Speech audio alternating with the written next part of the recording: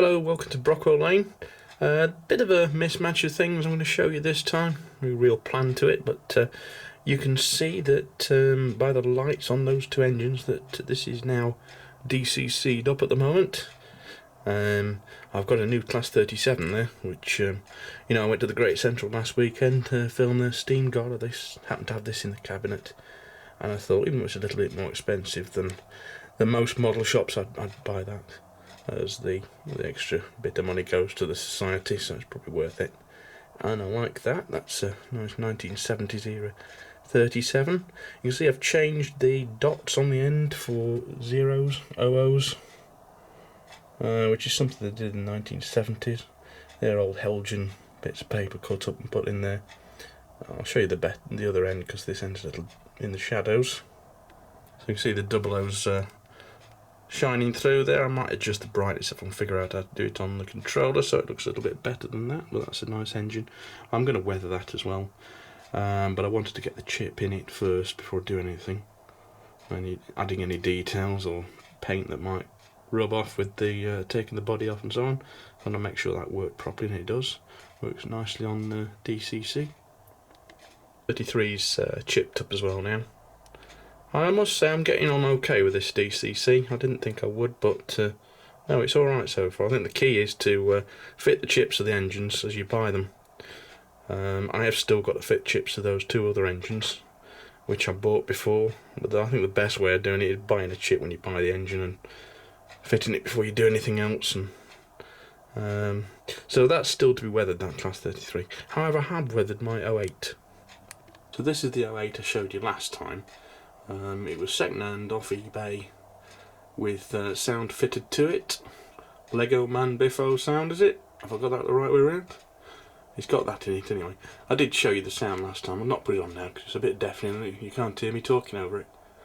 But as you can see, it's now really scruffy and faded. And I'm really quite happy with that's turned out. It did have, the previous owner had actually gloss varnished it. So I started out with giving it a coat of matte varnish, a Halford matte varnish, which was a new tin which I didn't shake very well, and that was deliberately, and it came out a little bit cloudy, which is what happens if you don't shake them up properly. Well, that was intentional. It's given it this very, well, dusty, shabby look to it, and then I've gone over the top in places with a mucky wash, which has taken to the panel lines, and then in places I picked out certain panels in a fresh coat of green, like that panel there, you see it's slightly different colour, and there's also a blue panel down there as well to make it look like it's well, the panel's changed, and from Donor Locomotives also renumbered that as 08169, and I found a picture of that. It was one of the ones that was renumbered tops and left in green for a while. Quarter an issue, it did come out again the other day, and I put it back in, but I think I've got it squared up a bit better. If it comes out again, I'm going to have to put some sort of Loctite on it or something, but I think that's fairly good now.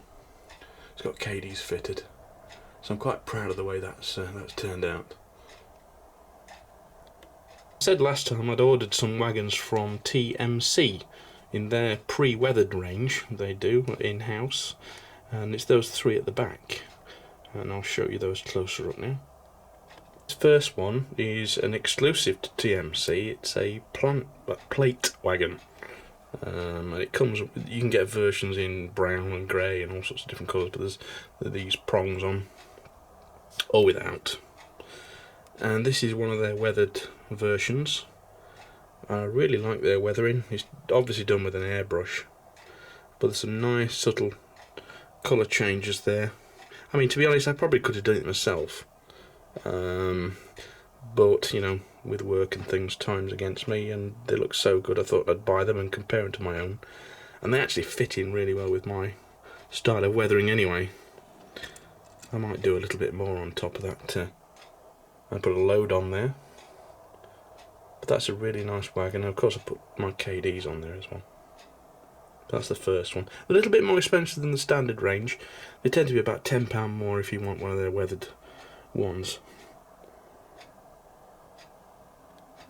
The second one, that's a Bachmann pipe wagon, which again has had their weathering treatment.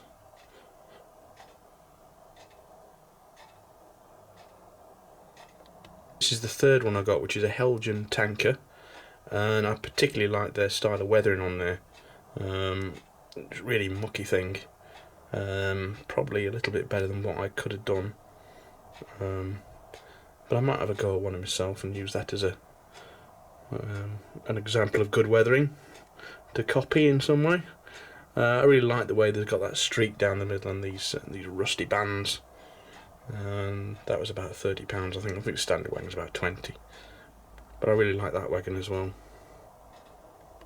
And the other one I got from TMC, not weathered, but this is a 009 Pico Guards van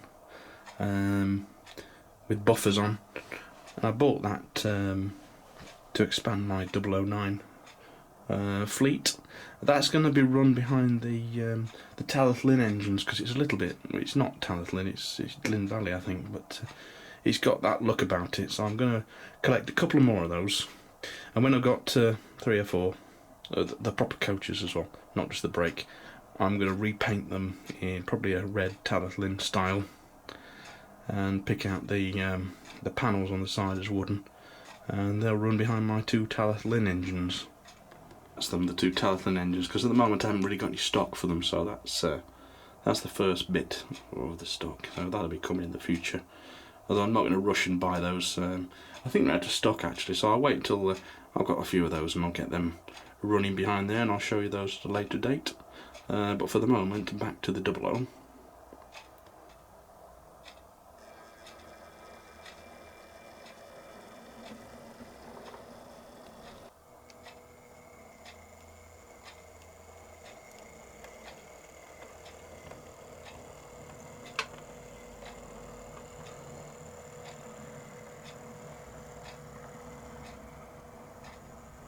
Nice and controllable on the DCC, and of course it means that I can hide an engine in that hole there, disable it and still run round, and then when I want it to reappear just bring it back onto the scene again. So that's a good point of DCC on this layout. I've also ballasted that little bit of track there. I've gone for the lighter grey ballast there, but then I've also weathered it on top with an aerosol, a bit of brown as well, just to tone it down a little bit. I don't like ballasting, so that's the only bit I've done so far, but I will get around to the rest of it. Awful job. So that's the Hornby brake van I showed you last time, which I managed to weather up and get looking quite nice. That matches that 08 fairly well, I think. And they get difficult to find in plain brown, these Hornby brake vans of the super detail variety, but I did go to my local model shop at WD Models and find another one, thankfully. The last one he had. So I was very pleased to snap that up, and as of yet I've not really done anything to it. It's a good comparison how they come out of the box and that weathered effect I put on that one. I have started painting white some of these areas, like the lamp brackets weren't painted, and I've forgotten to do the little hung down bar that goes across, so I'll get my white paint out and I'll pick that out as well. But that just shows you the difference.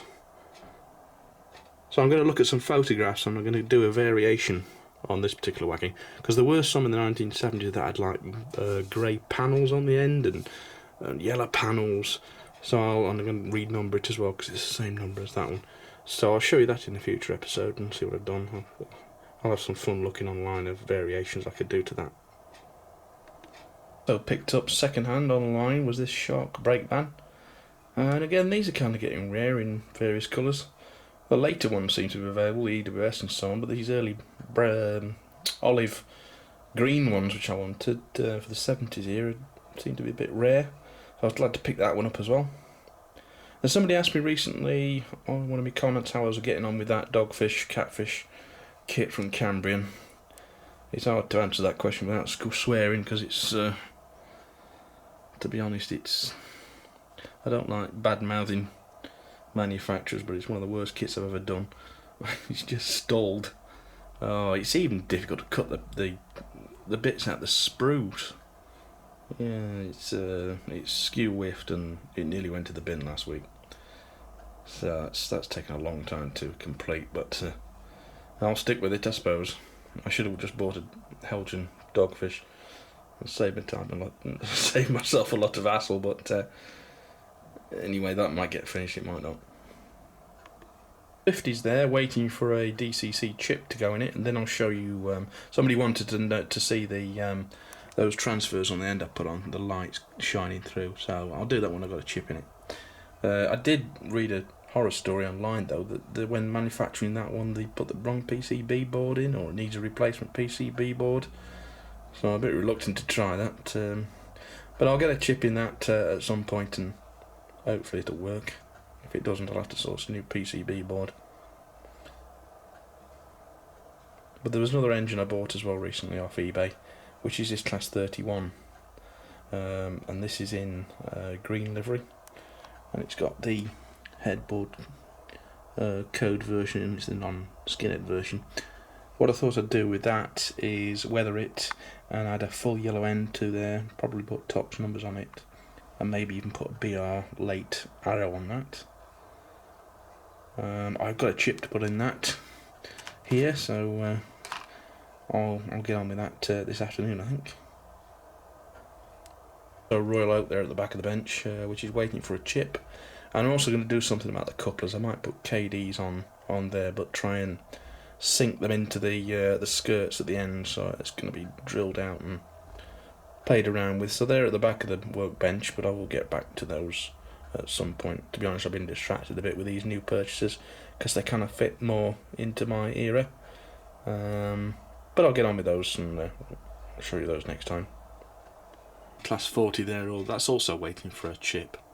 To be honest, I'm selling a few things on eBay and I'm waiting for them to finish so I can fund some DCC chip purchases and a few other bits of rolling stock. So I'm doing little bits here and there, but I'm kind of held back a bit by money issues.